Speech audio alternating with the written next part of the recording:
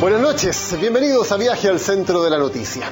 Una caravana de camioneros tocando las puertas de La Moneda y un intendente polémico destituido en medio de acusaciones cruzadas con el gobierno. Como pocas veces sucede, un conflicto que ocurre en el sur del país ha capturado la atención pública y política en el siempre centralizado Chile. Hoy viajaremos al centro de esta noticia. Más allá de la contingencia, buscaremos las raíces de un conflicto que es más antiguo que Chile, pero que el Estado independiente agudizó con políticas contradictorias, represivas, colonialistas incluso. El enfrentamiento por las tierras, las cifras y los casos de la violencia, la postergación económica y social de los pueblos indígenas y las miradas políticas sobre un problema de Estado que va mucho más allá de la respuesta que pueden dar tribunales o policías. El conflicto mapuche a fondo, hoy, en Viaje al Centro de la Noticia.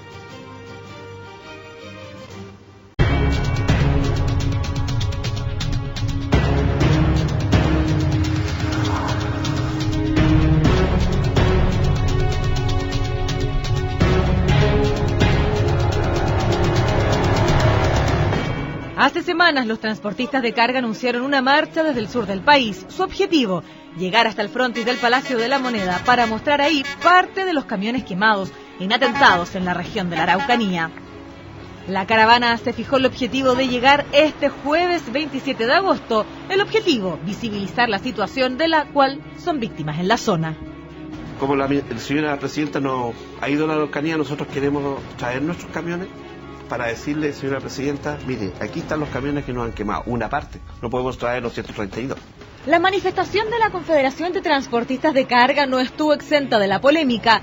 Controles en la carretera, prohibición de ingreso a algunas ciudades y la firme negativa del gobierno de transitar hacia La Moneda y tenso diálogo con el gobierno que terminó con parte de los camiones desfilando por la Alameda. Ha habido sin duda una incapacidad de respuesta del aparato del Estado, no solo del gobierno, de las policías, de los fiscales, de los tribunales, en la medida que delitos de esta gravedad no han sido sancionados. Pero no van a entrar 13 camiones a la región metropolitana. La inédita manifestación es un efecto colateral de un conflicto que en la Araucanía lleva años sin solución. Tiene sus raíces en las demandas del pueblo mapuche y ahora la situación de los camioneros sumada a la destitución del exintendente Francisco Huenchumilla reponen en la discusión el llamado conflicto mapuche. Yo creo que el Estado chileno se tiene que repensar cuando hablamos de una nueva constitución. Eso también debiera incluir a los pueblos originarios. Queremos manifestarle que el pueblo mapuche está movilizado por el territorio y no vamos a permitir ningún tipo de agresión. Tenemos el legítimo derecho también de defender a nuestra gente y a nuestro territorio. La búsqueda de una solución definitiva en la región de la Araucanía es un anhelo de muchos años. El regreso de Bachelet a La Moneda llevó a Huenchumilla, el primer intendente de origen mapuche que ocupaba el cargo, a asumir la representación del Ejecutivo en la región y junto a eso la promesa de trabajar en una propuesta que entregara una salida definitiva al histórico conflicto.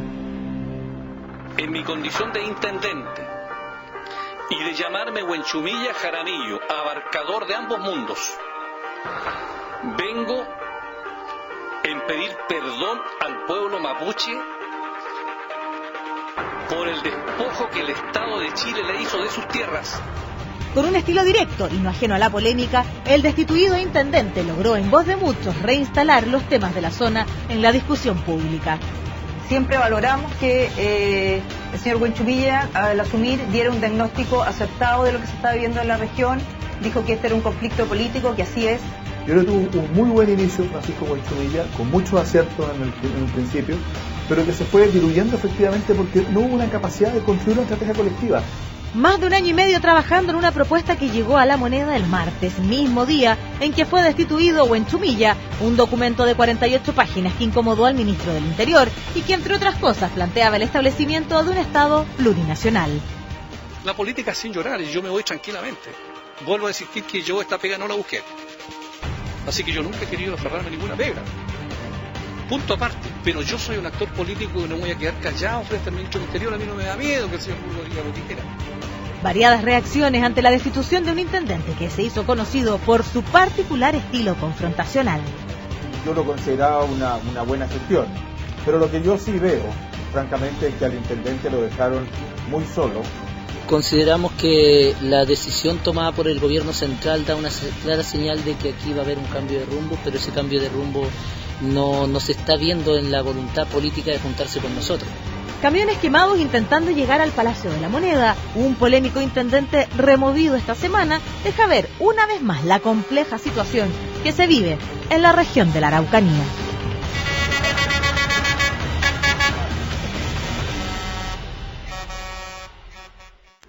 Veíamos la nota de Macarena Morales entonces con la actualidad de este tema. Y precisamente junto a Macarena, ¿cómo estás? Buenas noches. Buenas noches, Daniel. Vamos a revisar algo de contexto para comenzar a entender lo que hay en las raíces del conflicto mapuche. Partamos por la población. ¿Cuántos somos? Cuantifiquemos. Vamos de inmediato a ver, son datos de CACEN 2013, el total de chilenos 17.207.857 y de ellos 9,1% corresponde a población indígena. Así es. 1.565.915 personas. La gran mayoría de ellos pertenecen a la etnia mapuche, el 84,4% de los indígenas, o sea, el 7,68% de la población total de Chile. Y eso corresponde a 1.321.717 personas. Uno de los temas fundamentales en que empezamos a marcar diferencias entre indígenas y no indígenas en Chile es la pobreza. En ambos casos, la pobreza ha ido disminuyendo progresivamente, pero esta disminución ha mantenido este delta, esta diferencia entre la cantidad de indígenas que son pobres y la cantidad de no indígenas que son pobres. Vemos que la diferencia, en ambos casos baja, pero la diferencia sigue existiendo. Bueno, vamos a compararlo. En el 2006, 44% de pobreza en la población indígena, 28% en la no indígena, y ya el 2013, 23,4%, y la diferencia con el 13,5%. Así es, han disminuido, pero la diferencia se mantiene. Y no solamente en pobreza, Macarena, también en otras cifras que vamos a revisar ahora. Por ejemplo, en los sueldos promedio. Vamos a ver de inmediato entonces cuál es la diferencia. El sueldo promedio, ahí está, aquí el sueldo promedio de la población indígena, 428.000 pesos, y en el no indígena, 641.000. Sigamos revisando otros datos al respecto. La escolaridad, en el caso de los indígenas, llega a 9,7 años, en el caso de los no indígenas, 10,9 años de escolaridad. ¿Y qué pasa con el analfabetismo? Lo vamos a ver de inmediato en personas de 15 y más años. Un 5% alcanza en la población indígena y un 3,6% en la no indígena. Y la tasa de desocupación, también hay más desempleo entre los indígenas, llega al 8% contra un 6,9% en el resto de la población. Vamos de inmediato a ver el espacio territorial, vamos a ver la ocupación, vamos a ver precisamente dónde está distribuido la mayoría de los pueblos originarios de nuestro país. Así es, la región donde se concentra la mayor cantidad de indígenas es la región metropolitana, con 486.000, casi el 30% del total de los indígenas que viven en Chile. Avancemos hacia el sur de nuestro país para contarles de inmediato que del total de población indígena en la región del Biobío hay un 6,8% que alcanza a 106.729 personas. 19,8% en la región de la Araucanía, esto es 309.000 personas. Y vamos a la región de los ríos, 5,2%, en total 80.958 personas. Y en la región de los lagos, 13,4%, 209.000 personas. Estas cuatro regiones tienen poco menos de la mitad, el 45% del total de la población indígena que hay en Chile. El resto se distribuye en todas las demás regiones del país. Vamos a ver de inmediato la representación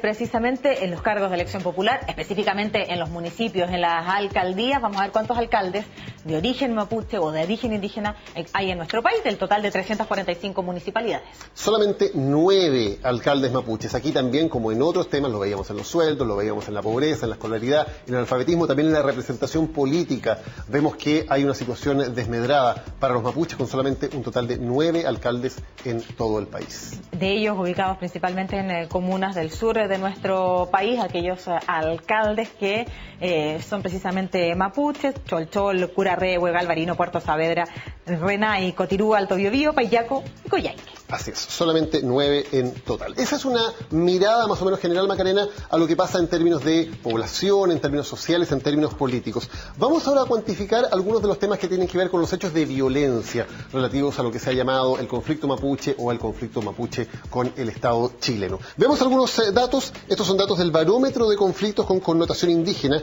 de la multigremial de la Araucanía. ¿Qué se define como una connotación indígena del delito? La dan las propias víctimas o las policías, señalando que, por ejemplo, se dejaron panfletos alusivos a la causa mapuche o que se gritaron consignas alusivas a ese tipo de temas durante la acción violenta. Vamos a ver de inmediato entonces aquellos hechos denunciados del año 2008, alcanzan a 31, el año 2009 alcanza 229, el 2010 llega a 107. Sí, 2011, 117, el 2012, hasta ahora el año con la mayor cantidad de hechos de esta connotación, con 309, luego hay una baja bastante importante, 250 el 2013 y apenas 59 el año pasado, pero vemos que este año nuevamente vuelve a subir. El primer semestre del año 2015 lo que va en curso. Solo el primer semestre 152, si proyectamos esa cifra tendríamos nuevamente uno de los años con mayor cantidad de hechos de violencia. Vamos a avanzar entonces en aquellos incendios en la región de la Araucanía y que sean atribuibles a la causa étnica de la Araucanía desde el 1 de enero del 2014 hasta agosto del 2015. Estos son datos del Ministerio del Interior. Nuevamente vemos un año 2014 que parecía ser también relativamente más tranquilo, con pocos casos. Esto se dispara mucho en enero del 2015. Hay que considerar que en general enero significa, claro, mayor cantidad de incendios forestales por razones climáticas lógicas, pero además enero es un mes muy complejo porque hay una serie de hechos de violencia que ya vamos a recordar en más detalle más adelante, que se conmemoran en el mes de enero, y eso también significa que en general enero sea un mes especialmente conflictivo, como lo fue muy claramente este año también en los casos de incendios a predios agrícolas, forestales, maquinarias y o vehículos, lo que reclaman, por ejemplo, los camioneros en el día de hoy con el incendio de sus vehículos. Exacto. Bien, pues ahí está el gráfico representado en estas cifras. Vamos a ver las causas judiciales. Ahora, esto nuevamente la fuente es la multigremial de la Araucanía. Según sus datos, se ingresaron en el periodo entre 2008 y el primer semestre de 2015, en total 1.699 causas con connotación indígena a las fiscalías de la Araucanía. Y de ellas, 50 lograron sentencia condenatoria. En total son 103 las personas condenadas del total de estas 1.699 denuncias.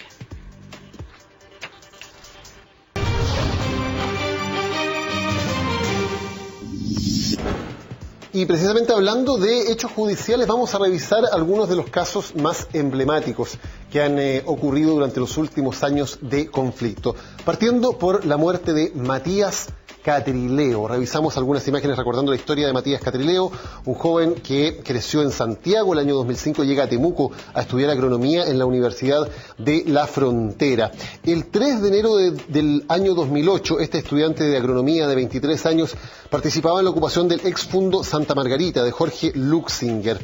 En ese momento, una pareja de carabineros descubre a estas personas que intentaban ocupar el fundo y dispara.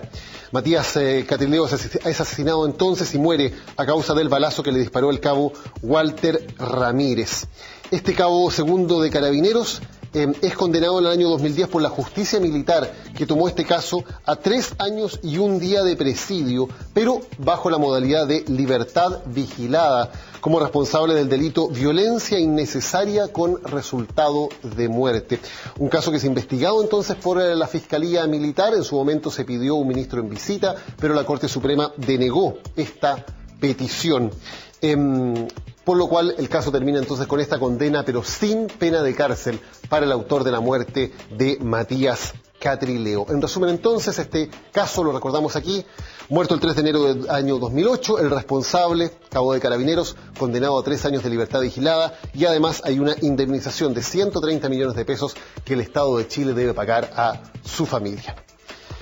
Recordamos otro de los casos, el del carabinero Hugo Albornoz. El 2 de abril de 2012, en un allanamiento determinado por la Fiscalía en la comunidad Huente Huilcún Mapu, en el sector de Chequenco, en Ercilla, es asesinado de un balazo el sargento del GOPE Hugo Albornoz. Daniel Melinao, huarquén de esta comunidad mapuche, es imputado en el caso y detenido en Collipulli. Se le lleva a juicio oral, pasa 9 meses en prisión preventiva Daniel Melinao y finalmente el 9 de enero de 2014 es absuelto, es considerado inocente por la justicia. La Corte de Apelaciones luego anula este juicio, es necesario hacer un segundo juicio contra Daniel Melinao y nuevamente se repite la sentencia. Es considerado inocente y absuelto también de la acusación. El caso del carabinero Hugo Albornoz, entonces, lo revisamos en el resumen. Asesinado el 2 de abril de 2012, Daniel Melinao es detenido, pero es absuelto luego tras pasar 9 meses en prisión preventiva. No hay un responsable, no hay un culpable por la muerte de este cabo de carabineros. Vamos a otro caso, el caso Luxinger Macay. El 4 de enero de 2013, en el marco de una serie de acciones recordando los 5 años de la muerte de Matías Catrileo, un grupo de 20 encapuchados ataca la casa del matrimonio Luxinger Macay. La casa es incendiada, Luxinger, de 75 años, y su esposa son asesinados durante este incendio. ¿Qué ocurre en la investigación? Esa misma noche es detenido Celestino Córdoba, un machi de la zona que tenía una herida de bala en el tórax. Es arrestado en las inmediaciones de la zona donde ocurrió este crimen. El Tribunal del Juicio Oral en lo Penal de Temuco declara culpable y lo condena a 18 años de prisión. La condena fue ratificada por la Corte Suprema y Celestino Córdoba se encuentra recluido en la cárcel de Temuco. El caso Luxinger Macay, entonces lo recordamos, el matrimonio es asesinado en este incendio, muere en el incendio de su casa el 4 de enero de 2013. Celestino Córdoba es condenado a 18 años de prisión, está preso en la cárcel de Temuco, el único de los responsables de la muerte que está entonces condenado. Y recordamos un cuarto caso, el de Rodrigo Melinao, el comunero mapuche y dirigente de la comunidad Rayén Mapu, es encontrado muerto por un disparo de escopeta en el tórax. La Fiscalía confirma que se trata de un asesinato. El fallecido había sido condenado por el Tribunal de Juicio Oral de Angol a penas de prisión por distintos delitos como incendio de bosques y daños calificados. Él se encontraba prófugo de la justicia. Hasta el momento no ha habido ninguna condena por la muerte de Rodrigo Melinao y su muerte sigue siendo un misterio desde el punto de vista judicial. Recordamos entonces también este caso, Rodrigo Melinao muerto el 6 de agosto de 2013 al interior de una parcela cuando estaba prófugo de la justicia. No hay antecedentes judiciales sobre quiénes fueron los autores de este crimen. Macarena. Bien, pues Daniel, nosotros a continuación vamos a presentar un mapa y ahí vamos a destacar cuáles son las zonas donde principalmente podemos ver parte de los conflictos que se viven en parte de la región del Biobío y la región de la Araucanía. Este es el barómetro de conflictos de la multigremial de la Araucanía que marca en rojo los lugares donde considera que hay una crisis grave y vamos a marcar también nosotros con otro color el lugar donde hay crisis según los parámetros de la multigremial. Crisis grave se define como violencia presente como un instrumento organizado y repetido. Vamos a ver entonces de inmediato aquella definición y vamos a comenzar entonces con aquellas zonas. Vamos a ir a la región del Biobío en primer lugar para contarles que en este caso la comuna de Tirúa y Contulmo muy cerca de por ahí también es donde se marca esta crisis. Crisis grave en la provincia de Arauco, en la región del Biobío. Vamos a la región de Araucanía también con crisis grave en Collipulli, la marcamos aquí en rojo. Lo mismo ocurre en el caso de Traillén, que también la marcamos aquí en el mapa. Vamos a destacar otras comunas, vamos a la localidad de Toltol y también el sector de Vilcún, que también marcamos con rojo. Esas son las 6 comunas donde hay mayores niveles de violencia, conflicto grave, según esta terminología. Y vamos a marcar ahora en otro color, en color verde, a los lugares en que hay crisis. Estos lugares partimos por señalar a la comuna de Victoria. Perfecto, vamos a destacar también Temuco. Ahí está. Lo mismo ocurre también en Loncoche. Como parte de aquellos lugares, vamos de inmediato. Vamos a destacar otros también, como por ejemplo Villarrica, vamos a ubicarlo por acá. Y finalmente Carahue. Esos son los sectores entonces que está marcada esta situación como de crisis grave o de crisis, de acuerdo a este mapa de zonas del conflicto.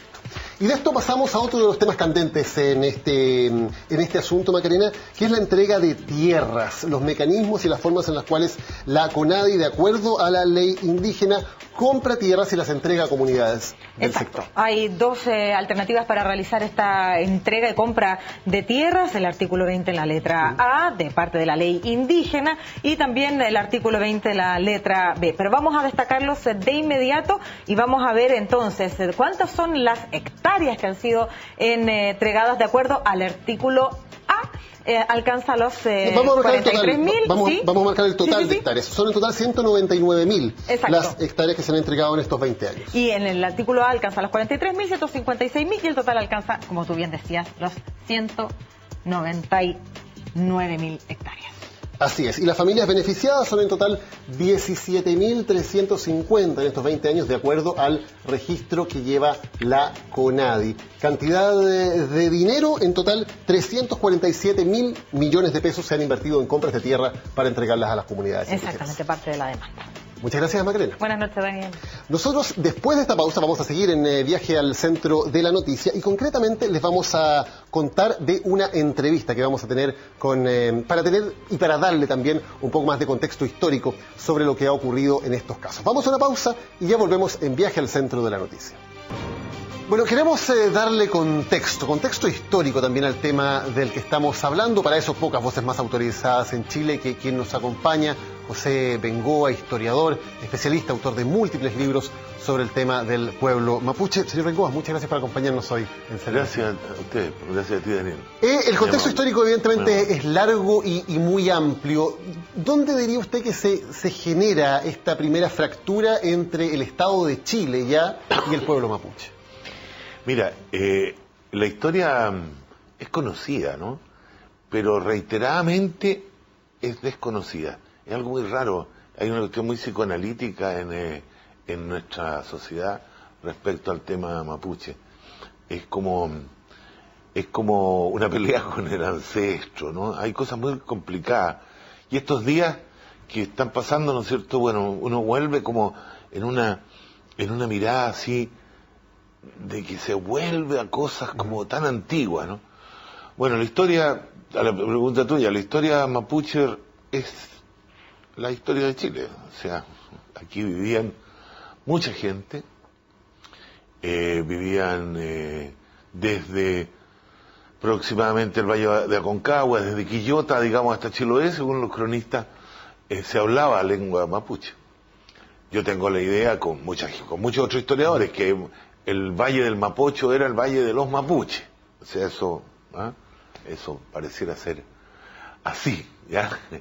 Que se cambió la O por la U, es una cosa de ese tipo. Y por lo tanto ha sido una historia permanente de desencuentros, conflictos, colonialismo, conquista, barbarie, y ausencia de reconocimiento, salvo ciertos momentos, ¿no es cierto? Salvo momentos de los parlamentos en que los españoles, más bien amenazados, ¿ya?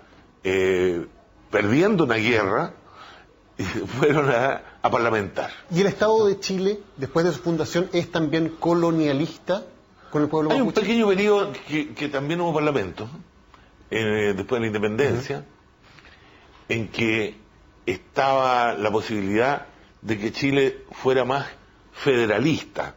Para los que están viendo, federalismo significaba que hubieran provincias más autónomas, ¿no es cierto? Y eso terminó, ¿no es cierto? Y en ese contexto de federalismo, los araucanos, como se decía, o mapuche, se metieron bastante cerca de los penquistas de Concepción. Había una cierta posibilidad de solucionar el tema, o sea, que hubiera espacio en un mundo federal. Pero lo que ocurrió después de eso es que todo el mundo se acordará del colegio, la batalla del Ilcay famosa, en que Portales y se forma el Estado chileno duro, central, ¿ya? Uno, y por lo tanto la cuestión indígena pasó a ser absolutamente despreciada. Este Estado centralista también crea una cierta mitología, una cierta forma de mirarnos a nosotros los chilenos, que tiene que ver con hablar de una nación que es muy uniforme, incluso racialmente. Lo que pasa ¿Cómo se produce? Claro, lo que pasa es que ahí hay un elemento que tiene un pedacito de verdad, porque en la zona central, donde se instaló inicialmente el Estado chileno, los indígenas fueron exterminados. O sea, prácticamente en el primer siglo, los indígenas de Aconcagua, de Santiago, de Talca, etcétera. Entonces, en esta partecita del país, hubo una cierta homogeneidad mestiza española. En cambio, en el sur no. Por eso que el tema, hoy día todo el mundo sabe que es un tema de más allá del Biobío, o sea, de la Araucanía, del sur. Entonces se quedó la cosa, y por eso se llamó frontera además, y por eso se llama la región de la frontera, porque es la frontera araucana, la frontera mapuche, la frontera que quedó al sur. Entonces el Estado y la sociedad del Valle Central, llamemos así, le cuesta y le ha costado mucho entender de que vivimos en una sociedad multicultural, multiétnica, donde hay distintos grupos hacia el norte y hacia el sur. Entonces, es como fronteras de la sociedad del Valle Central, ¿no? Usted ha hablado de anteojeras racistas en la forma en que muchos, incluso muchos historiadores, se han acercado a la historia del pueblo mapuche. Claro. ¿Por qué? Porque efectivamente así fue, pues, o sea, desde los historiadores que hicieron y escribieron la historia, eran muy evolucionistas, ¿no? Y algunos muy buenos historiadores. Pero Barros Arana, por ejemplo, que todo el mundo más o menos sabe quién es, ¿no es cierto? Él era un evolucionista, entonces consideraba de que los indígenas estaban en etapas muy antiguas de la evolución, y que eran primitivos. Incluso tiene unas frases terribles, ¿no es cierto? Bárbaros, etcétera. Y eso quedó muy profundamente metido en la sociedad chilena. Hay muchos chilenos, probablemente muchos de los que nos están escuchando, que efectivamente consideran y creen que los indígenas de Chile fueron bárbaros, y son bárbaros. Y por lo tanto no le dan... Bueno, hay mucha gente que cree que por ejemplo, eran nómades, dicen. No eran nómades. Y que eran... que bueno, que no sabían hablar, que no sabían... ¿Entiendes? Como esa idea de primitivo un poco de las películas, ¿no? Bueno, muy lejano muy lejano a la realidad, ¿no es cierto? Muy lejano a la realidad de lo que fue y obviamente de lo que es, ¿no es cierto? Entonces, yo tengo la impresión de que Chile es muy racista. La sociedad chilena es muy racista. Las leyes chilenas son muy racistas. Mira, para terminar el punto que me estás planteando, el año 1991, el presidente de la República, don Patricio Aylwin, envió al Congreso Nacional una modificación a la Constitución en que reconocía constitucionalmente a los pueblos indígenas de Chile. Saquen la cuenta del 91, ¿cuántos años han pasado? Ahí está en un cajón, guardado. No ha habido reconocimiento de los pueblos indígenas de Chile. Cada vez que se ha planteado de nuevo el asunto, se ha establecido una discusión gigantesca en que, por ejemplo, se dicen cosas, no puede haber dos pueblos en Chile, esos no son pueblos, esos no son nada, etcétera, etcétera. Entonces, el racismo en este país es algo muy profundo. Dentro de una historia tan larga, ¿qué es lo que cambia, sobre todo desde la década de los 90 en adelante, años 2000, que comienza a aparecer más violencia en la zona de la Araucanía? ¿Qué ocurre ahí? No, o sea, que comienza a aparecer más violencia, mucho más violencia había en el siglo XVI, XVII, me refiero a con los años anteriores. XIX. Mira lo que pasó durante el gobierno de Salvador Allende. O sea, aquí había una historia entera, no había periodo. Lo que pasa es que hay una negación, ¿no? Hay una negación, que es lo primero que te decía, hay una negación respecto a eso. Lo que cambió, a mi modo de ver, es que a partir de los años 90 en general, se produce un cambio en el mundo que se lo llama globalización. Y por lo tanto, lo que ocurre en un lugar, en una localidad, se conoce inmediatamente en otra. Entonces la cuestión indígena empezó en todas partes del mundo, en Australia, en Nueva Zelanda, en Canadá, en Suecia, Noruega, Groenlandia, en todas partes del mundo, desarrollado y no desarrollado, empezó a cambiar. Los que eran conocidos, o se lo decía, los sin voz, empezaron a tener voz, ¿ya? Y esa voz, obviamente, no se puede callar. Los dirigentes mapuches, los dirigentes aymara, viajan a Naciones Unidas, viajan a Congreso, conversan con otros. Es decir, ya no es una cosa, ¿no es cierto?, local solamente. Ese es un cambio muy profundo, pero que se da también en muchos otros ámbitos de la sociedad. ¿Hay un renacer de una cierta identidad mapuche, de un cierto orgullo por considerarse mapuche, depositorio de cierta cultura, de cierta historia? Bueno, yo creo que la identidad mapuche, la conciencia de ser mapuche no se perdió nunca, nunca. Y no se pierde esa conciencia por la discriminación que había y que hay, ¿no? O sea, si una persona es muy discriminada, obviamente tiene muy fuerte una conciencia de por qué lo están discriminando. Entonces, primera cosa, digamos, yo creo que la conciencia no se ha perdido. Y no se ha perdido la lengua, cosa muy importante. No se ha perdido la religión. No se ha perdido las costumbres. No se ha perdido los vestuarios. O sea, no se ha perdido todas las características que constituyen un pueblo, ¿no? Entonces, desconocer o decir que estamos de desacuerdo que Chile es un país pluriétnico, pluricultural, plurinacional, es absurdo. Es negar una realidad física, ¿no? Una realidad concreta que está ahí. Evidentemente las soluciones para un problema de esta magnitud son muy difíciles, pero ¿hacia dónde debería apuntar el Estado de Chile si quiere buscar soluciones reales? Bueno, el punto de partida en todas las cosas que ocurren en la sociedad moderna es el reconocimiento, ¿no? O sea, la diferencia entre una posición colonialista y una posición democrática es reconocer al otro. Eso en los términos de los problemas de la mujer, los problemas de hetero y transexuales, etcétera. El tema del reconocimiento es fundamental en cualquier tema, digamos, el de los niños, en cualquier tema, ¿no es cierto?, social, el reconocer. Y por lo tanto, el reconocer, limitar esa conciencia de superioridad que tengan uno frente a otro. Es el comienzo. Eso no ha empezado en Chile, lamentablemente. O sea, como ya expliqué, el Congreso Nacional no ha partido por el comienzo, que es reconocer.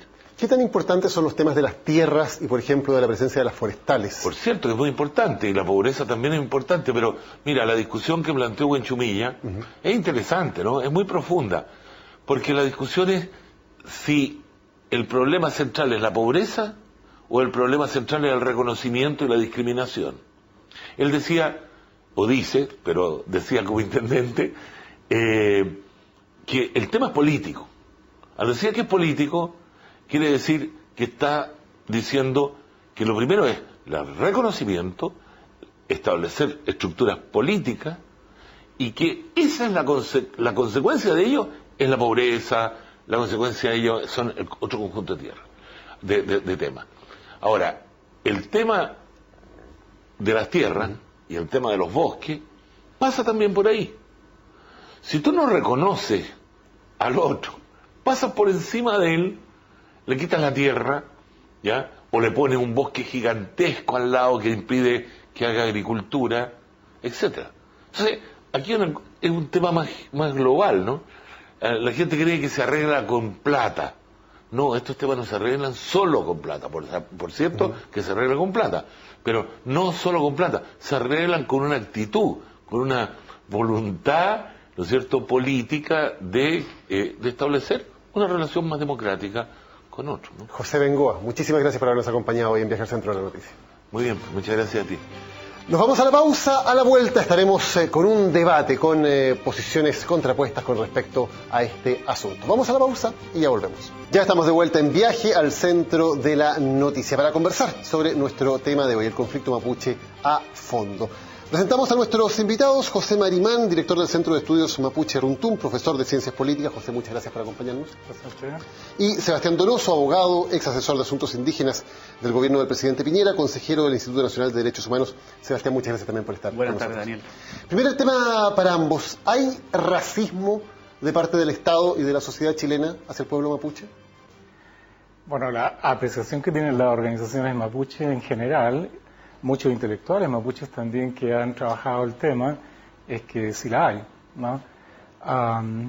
En general, el trato que reciben por ejemplo, estos mismos días, ¿no? Los mapuches en relación con las actividades que están haciendo, digamos, otros sectores de la sociedad en términos de manifestarse, algunos las catalogan de esa forma, ¿no? Por ejemplo, pongamos el caso, ¿no? como evidencia. La gente dice, miren, los camioneros que se entorpecen las vías de comunicación, ¿no? En este caso las carreteras, que se bloquean los caminos, y sin embargo Carabineros los trata con guante blanco. En cambio, digamos, los mapuches hacen la misma cosa y sin embargo, digamos, les cae todo el peso de la fuerza encima. Entonces, eso lo ven como racismo, ¿no? Sebastián, ¿hay racismo del Estado y de la sociedad chilena?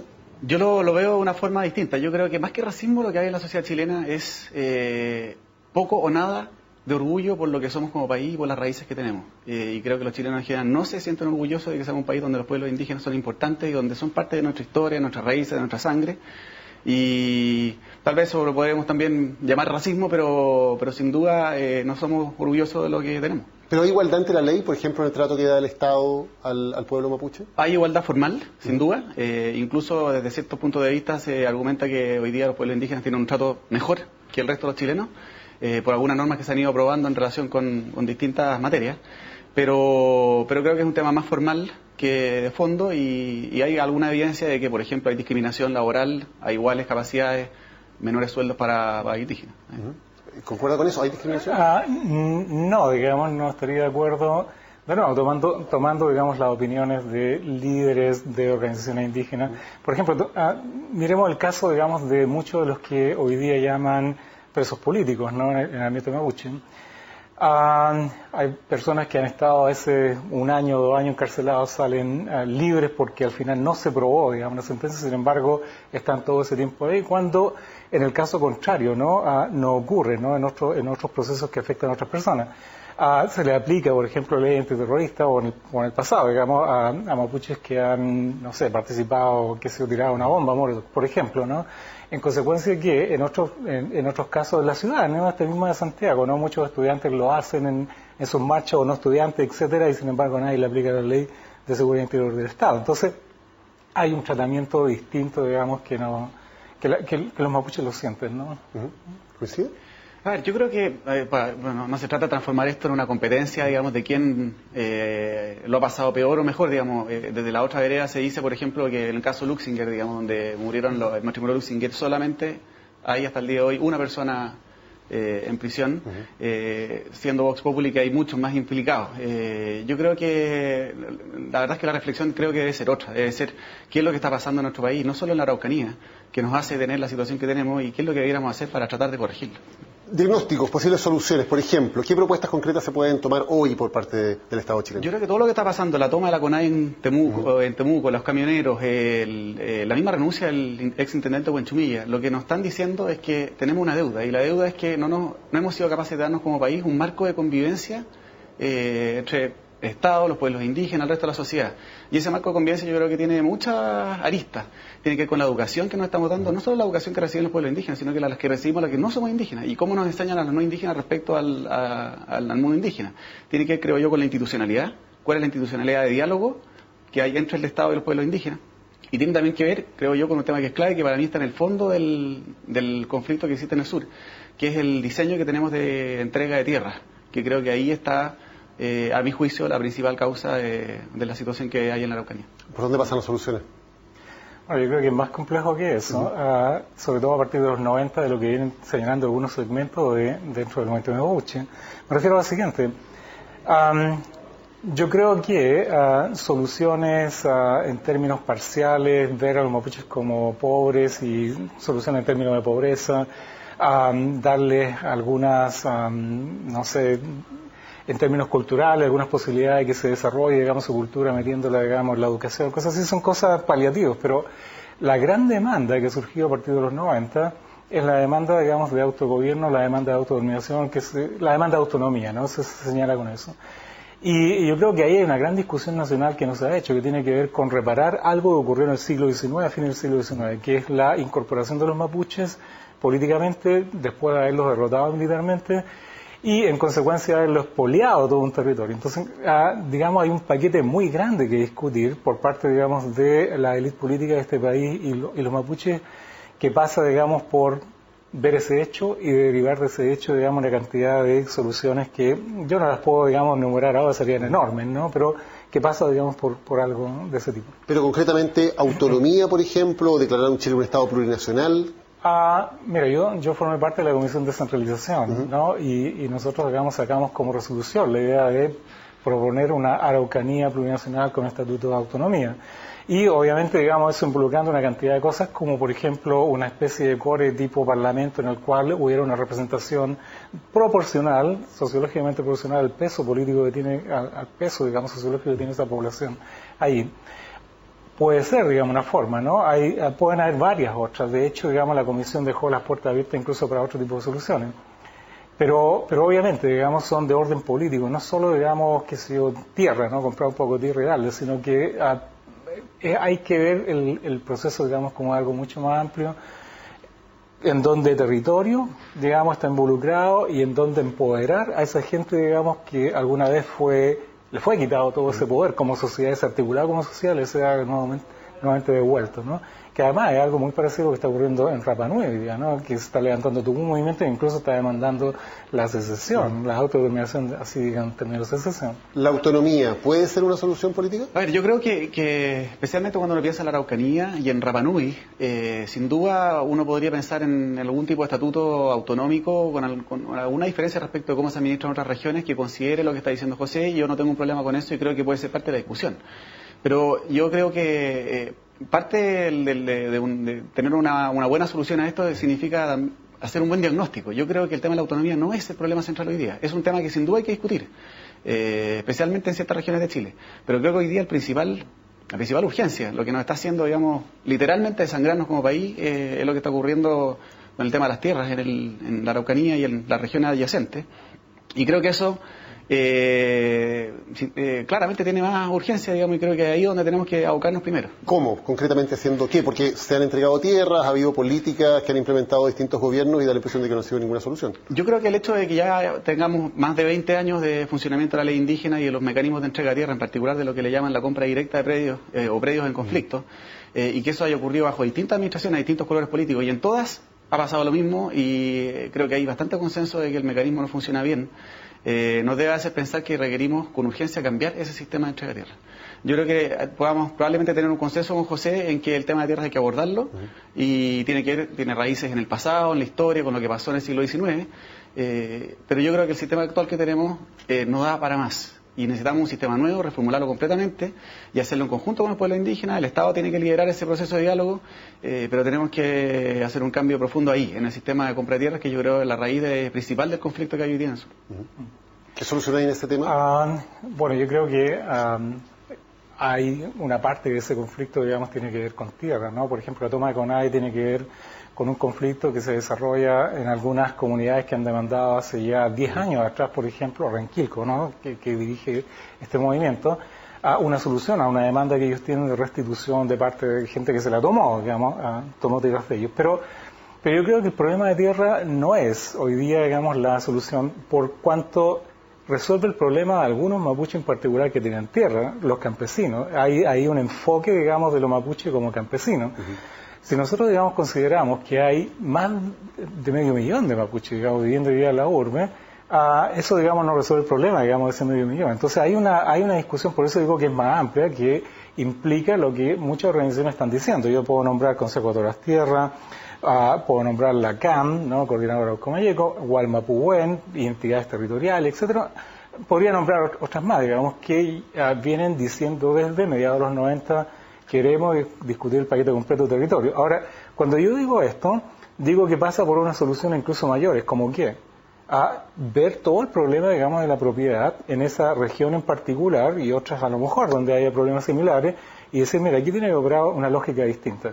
Yo he propuesto, ¿no? Esto no es una propuesta de la Comisión, pero yo he dicho en algunas otras oportunidades y que hay de una reforma agraria, ¿no? He mencionado el caso, porque esto huele, digamos, a como de vuelta al comunismo, ¿no? Estamos planteando toda esta cosa. Pero ocurre, digamos, que Inglaterra, por ejemplo, o Gran Bretaña, le cedió en el 2000 a Escocia a reforma agraria, ¿te fijas? Y nosotros vimos cómo los escoceses estuvieron sometiendo un plebiscito y casi en jaque, digamos, la unidad del reino, ¿no? Porque en la cuna, digamos, del capitalismo, como en Inglaterra, se hacen este tipo de cosas y ¿por qué no podría hacerse, digamos? Solo para entenderlo, ¿una reforma agraria significaría expropiar, por ejemplo, terrenos que hoy son de las forestales?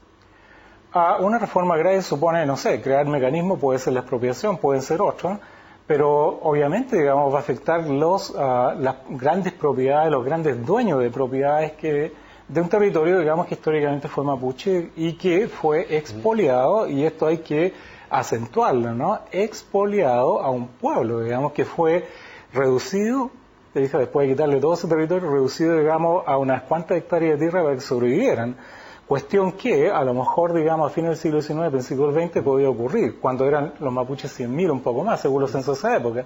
Pero cuando hoy día son más de 1 millón, eso lo único que ha originado expulsión de población, etcétera, y todo el drama que hay ahora, ¿no? Sebastián, ¿debe hacerse una reforma agraria? A ver, yo creo que sinceramente no hay que hacerlo. Yo creo que hay que abordar el problema de las tierras y ver también lo que han hecho otros países. Es interesante, por ejemplo, lo que ha hecho Nueva Zelanda. Yo no digo que haya que copiarlo, nada peor que tratar de importar sistemas que han funcionado en otros países, que no tienen por qué necesariamente funcionar aquí, pero Nueva Zelanda hizo algo interesante. Generó una comisión de igual número de maoríes y no maoríes que analizan su mérito cada una de las denuncias o requerimientos o reclamos o demandas que hacen grupos maoríes, y en base a ese análisis le hace una recomendación al Estado neozelandés respecto de si debe o no haber algún tipo de reparación. Y esa reparación puede ser desde pedir perdón hasta entregar o devolver o restituir tierras, pero también pasando, por ejemplo, por la posibilidad de compensaciones económicas. Cuando las tierras están en manos de particulares y expropiarlas o comprárselas significa un proceso que es demasiado violento o difícil de llevar adelante. Creo que nosotros tenemos que pensar, ese es un ejemplo, el de Nueva Zelanda, pueden haber otros. Yo creo que lo que tenemos que pensar es cómo podemos reformular lo que hoy tenemos de modo que abordemos el tema de las tierras de un modo que sea sustentable en el tiempo y de un modo que tenga legitimidad social en el mundo, en todo Chile, pero particularmente en el mundo indígena. Y ahí algo en relación a lo que decía José. No hay ninguna duda que este tema es complejísimo, hay 1000 variables. Él mencionaba el caso de los indígenas urbanos. Hay 75% de los pueblos indígenas viven hoy día en centros urbanos. Tenemos el tema de las lenguas que se están perdiendo. Hay muchos temas que abordar, pero creo que todo esto parte por un buen diagnóstico respecto a dónde está la urgencia hoy día. Y yo creo que la urgencia hoy día está, a mi juicio, en el tema de las tierras y está en el tema de la institucionalidad. Hoy día tenemos una institucionalidad debilísima. No hay un Ministerio de Asuntos Indígenas, yo creo que tenemos que tenerlo. Y los pueblos indígenas no tienen interlocución, no tienen... Yo diría, es curioso esto, ¿no? Ya, poner un énfasis en la tierra, la verdad es que es poner un énfasis en algo, digamos, que ya el Estado no resolvió durante todo el siglo XX, ¿no? Los mapuches estaban luchando, digamos, por recuperar tierra desde el año 27, cuando se dejaron de dar título de merced, y posteriormente vino toda esta avanzada, ¿no?, del latifundio, que además cercenó, digamos, las pocas tierras que habían dejado en sus manos bajo título de merced.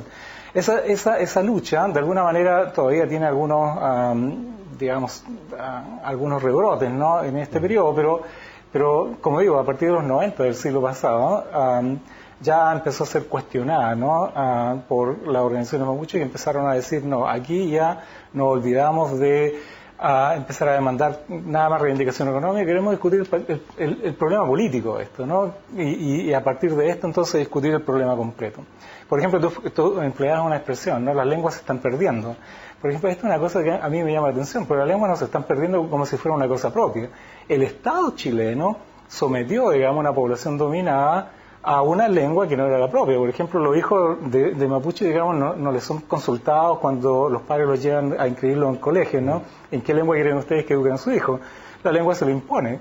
Se lo impone aquí en Rapa Nui, se lo impone a los aymaras en el norte, etcétera. De manera que es una política, digamos, ¿no? A lo mejor no está en el papel diseñada, pero ha sido una política permanente. Entonces, El paquete es completo, ¿no? Discutir la autonomía, la posibilidad de autogobierno, significa discutir las posibilidades de que yo tenga control sobre ese tipo de cosas. Hay escuelas en comunas, por ejemplo, donde la población mapuche es más del 50%, bueno, ¿por qué, digamos, no ponemos la lengua ahí y ya, vamos, no tener que pedirle permiso, digamos, al Estado porque tenemos el control, digamos, de eso? Pero eso ocurre así, o sea, hoy día, de acuerdo a la legislación actual, una escuela que supera un cierto umbral de población o de alumnos indígenas está obligado a dar el ramo de la respectiva lengua, que se llama el sector lengua indígena.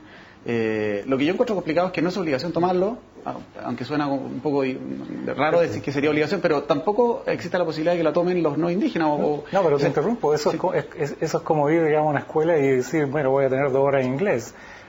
Yo he estado viviendo en un país en el cual, por ejemplo, escuelas funcionan con una jornada completa, suponte en Mapudungun, en este caso en inglés, digamos, en otros lugares, y una jornada completa en español, mañana, tarde, etcétera, con la misma materia, de manera que la lengua se refuerza. Pero si nosotros vamos a decir, digamos, que vamos a darle 2 horitas, digamos, aquí, o una, no funciona, digamos, las lenguas no se recuperan de esa... Yo creo que podemos acordar, yo creo que si lo conversáramos más largo podríamos acordar qué más necesitamos en materia de educación, y yo probablemente también estaría de acuerdo con José en el diagnóstico respecto de las responsabilidades del Estado de por qué se han perdido la lengua. Lo que yo estoy tratando de poner el acento es que hoy día, siendo eso una realidad y siendo responsabilidad probablemente del Estado, es qué esfuerzo estamos haciendo por evitar que eso siga ocurriendo o cómo podemos recuperar las lenguas. Y a eso iba mi comentario. Sebastián Donoso, José María Mann, muchísimas gracias por habernos acompañado hoy. Gracias a ustedes. Muchas gracias. Y gracias a ustedes también por habernos acompañado en este viaje al centro de la noticia. Los esperamos la próxima semana en un nuevo viaje aquí en CNN Chile.